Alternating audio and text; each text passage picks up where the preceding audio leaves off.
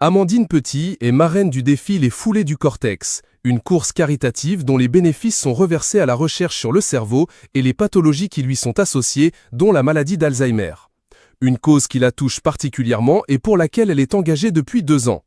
Amandine Petit est une femme engagée. Élue Miss France 2023, elle a décidé de mettre sa notoriété au profit d'une cause, celle de la recherche contre la maladie d'Alzheimer, en devenant ambassadrice de la fondation Recherche Alzheimer. Une cause qui est chère à son cœur puisqu'elle a perdu sa grand-mère, atteinte de cette maladie neurodégénérative lorsqu'elle avait 21 ans. Cette maladie est affreuse parce qu'un jour tu arrives dans une pièce et on ne te reconnaît plus, confie-t-elle au micro de Yahoo France, des éclats dans la voix. La jeune femme, qui vient de se fiancer, se souvient de ce quotidien éprouvant émotionnellement. C'est un corps qui est face à toi, mais l'esprit n'est plus là.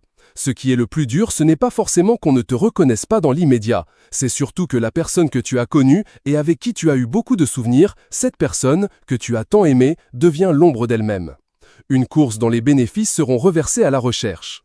Là où c'est compliqué, c'est qu'il faut essayer de mettre une distance avec la réalité qui fait mal et qui est vraiment dure, parce que nous on sait tous les souvenirs qui ne seront plus. C'est comme un enfant, il va falloir l'accompagner jusqu'au dernier moment. C'est comme si on était des purs inconnus, se souvient-elle avec une émotion vive. Dans le cadre de son engagement, elle a notamment été marraine de la course caritative Les Foulées du Cortex, organisée par l'Institut du cerveau et dont les bénéfices sont reversés à la recherche sur le cerveau et les pathologies qui lui sont associées.